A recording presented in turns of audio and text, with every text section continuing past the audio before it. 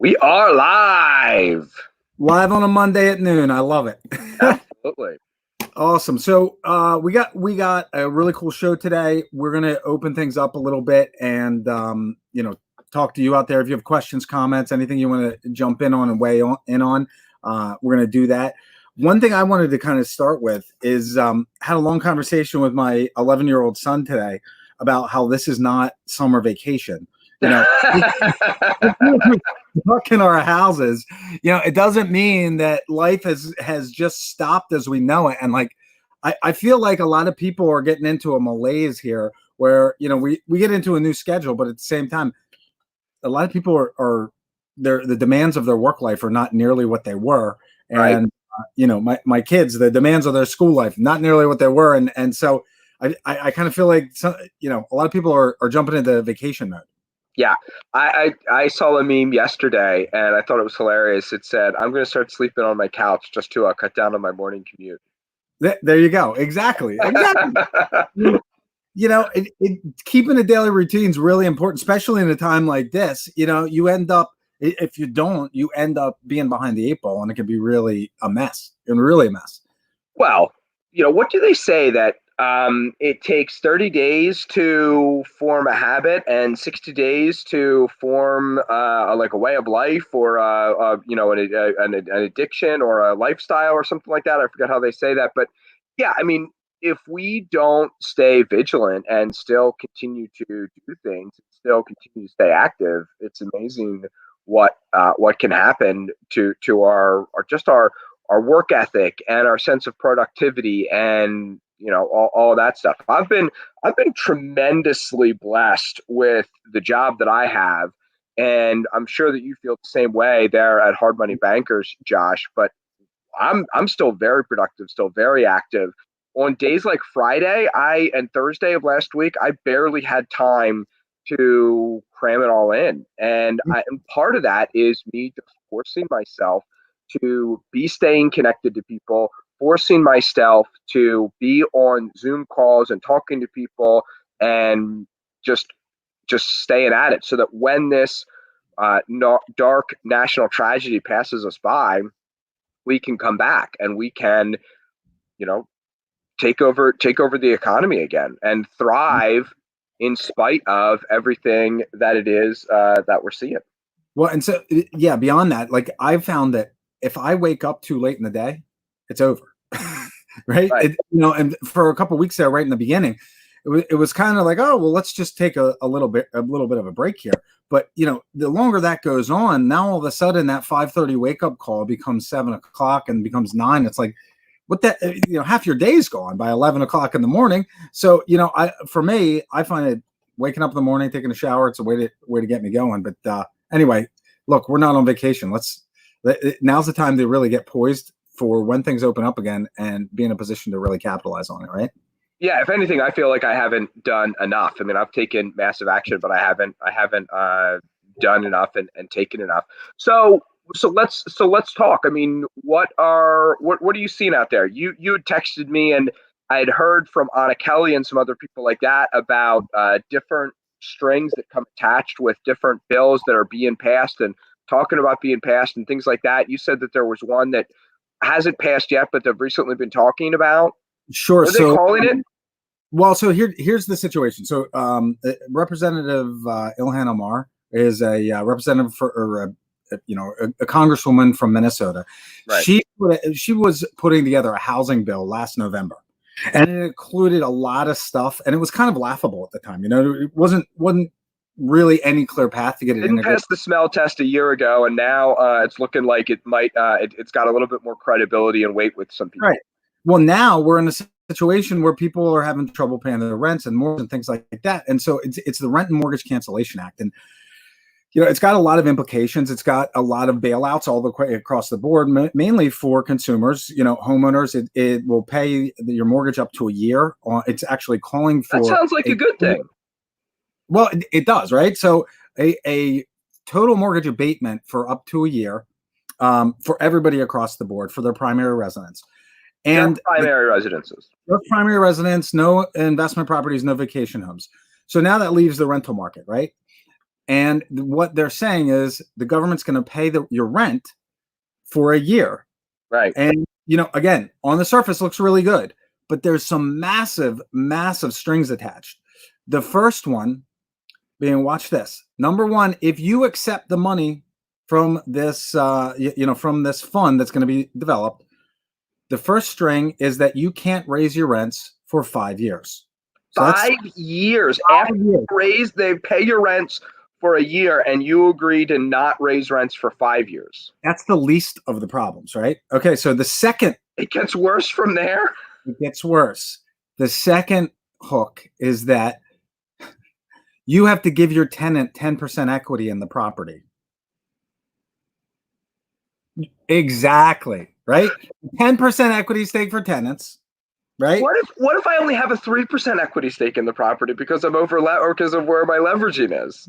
They're going to own more. They're going to 10% of the equity that I have, or 10% of the value of the property. I think it's probably a 10% value, because they're guaranteeing the rents. And so here's the real play here. This comes in the third one, right? The third part of this is that if and when you go to sell the property, you first have to submit it to a pool to be purchased by a low-income housing affiliate, right? So essentially, this is a way to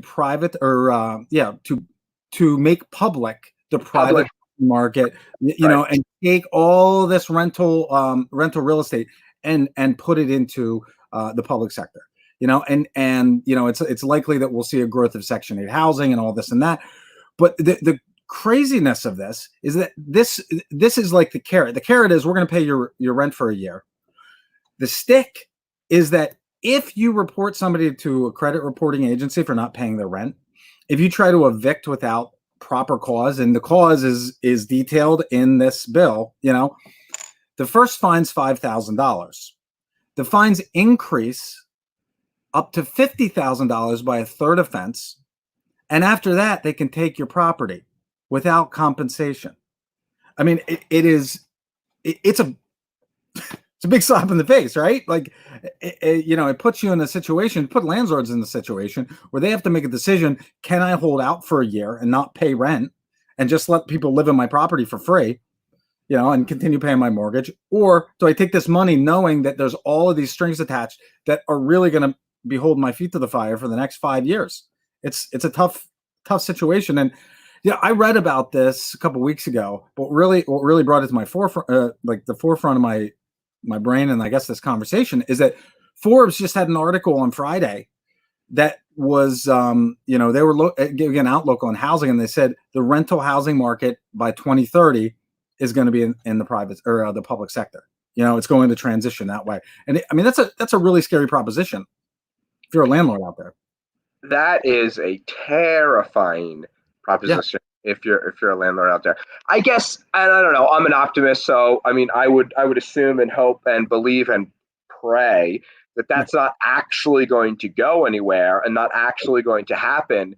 I guess the challenge is, and Nick is exactly right here when he calls it absurd, the challenge is that, whereas 1% of the population would have accepted that or talked about it being real a year or two ago, or maybe 5%, 10 to 15 to 20% of the population is thinking about that as a real thing these days. So exactly, that is just absolutely, crazy. And that's why I think, what we as landlords and what we as investors and what we as entrepreneurs in this space need to do is be the type of business owners that are going to fight back and push back against that, and also have our stakeholders, be they owners, be they tenants, be they other service providers, push back against that as well. If we're doing things right, unfortunately, there's always going to be crazy people out there, offering crazy solutions and things like that. But I mean, my prayer is that we get this economy rocking and rolling again and moving again. And I think, we're going to see some of that this week, because when Tennessee opens back up and Texas opens back up and some of these other states that are doing limited opening and people are chomping at the bit to open back up. States here in the Northeast that are still under essentially house arrest. I don't mean that pejoratively. I'm just, it's the first word that comes to my mind. Right. The citizens are going to only more clamor to get out. And I've like started keeping a list of things that I need to buy as soon as I can go to a clothing store, as soon as Yeah. I can go buy shoes, as soon as I can go get stuff. I've got video equipment that I want to go buy and lighting equipment that I need to go buy. For shows like this, you know what I mean? And other things like that to up our production value. And there's things that we just can't do right now. And I think that the best way to this is a medical analogy that probably it will fall on come across the wrong way to some people, but like the best way to keep from getting sick is by working out and having a good diet and exercise regimen, or at least just not sitting around eating Pringles on your couch. I would say that the best way to keep draconian laws like that from being passed is once we get out, once we have the ability to get out, get your business running and rocking and rolling again as soon as possible. Do business with as many other people as soon as possible, and let's have prevention be the medicine for those types of things. Does that make sense? Yeah, absolutely. And you know what? I think a lot of this, it never comes in overnight. Unlikely to come in Right. over this type of legislation. It's just about being vigilant and really being aware of what's going on. I mean, this goes hand in hand with the second stimulus check that they're proposing. Now it's going to be a $2,000 stimulus check, and really, I mean, the discussion of a minimum income. Right. There have been a lot of people who have talked about this for several years. Jeff Bezos and Elon Musk are two like prominent names who have kind of brought it up. But that's part of the discussion as well here. Do we get another stimulus check? And when does that stop? When do we get to the point where, hey, look, we're done with the stimulus check. We got to get back to work. We had a discussion this morning in our Monday meeting about when do you think the timeline is when we really see a return to normal? And I don't think that there's an answer to that until there's not an answer to that because we don't know until we open back up. And we have to be open for about a week or two to say, okay, are we fully opened now and we're kind of back to normal, or is this going to take another month or two? And I think that just like anything, if you really, if you break your arm, the cast comes off in 6 or 8 weeks, but it can be another 6 to 8 weeks after that until the until like your strength is back and like the bone doesn't still just hurt. And please don't text me or email me if it's not 6 to 8 weeks that a cast stays on for a broken arm, dear listeners. I very easily could be wrong on that timeline. I'm just saying that when the economy opens back up, it's like the cast coming off of a broken bone, and then there's still recovery that happens after that. There's going to be residual effects of this. Yeah, that's a great analogy. I mean, that leads us right into our next topic. Like, what do you think this recovery looks like? And we were talking last Thursday, and Eric Brewer brought up a really fantastic analogy here. Is this going to look like a V? Where we're at the top, we're going to drop and be right back up, or is this more like a W where we have a little spike, it goes back down, and then we have more of a slow recovery? What's your take on that? I think that we're gonna have a Nike swoosh recovery. So I think that we are going to. I do not see a double dip, problem or anything like that, or a dead cat bounce. And I think that what we're going to see is an initial spike up, obviously, Sure. but I think that it's going to take some time to get things rocking and rolling. I forget whether I shared on here before, but so I do a lot with aviation, and I'm a licensed skydiver. I absolutely love it. It's awesome. And there's been a couple Saturdays where I've been like, geez, I would love to be jumping out of airplanes right now. But I was talking to a Chinook pilot in high school. He landed, the double rotor, big troop carrier helicopters in our football field. It was awesome. And I said to him, I said, if you wanted to, be wheels up. How long would it take you to get that thing off the ground? And he said, 10 minutes. I could do it in 8, but I wouldn't be comfortable. I mean, Josh, if you wanted to get your car moving, how long would it take? 45 seconds. Right. You know what I mean? You jump in, you're buckling your seatbelt at the same time you're turning the key and you're closing the door with the other hand. You know what I mean? Like it's just all boom, boom, boom, boom, boom. And you're then moving forward. Getting this economy moving again is going to be much more like the flight checklist for a Chinook than it is for moving your car again. It's not get in, turn the key, pedal to the metal, and go. There's A has to happen before B. And in order for B to happen, we actually need C. But the problem is, in order for A to happen, C needs to happen. Our economy it's interconnected, but it's not interconnected like a chain. Our economy is interconnected like a web.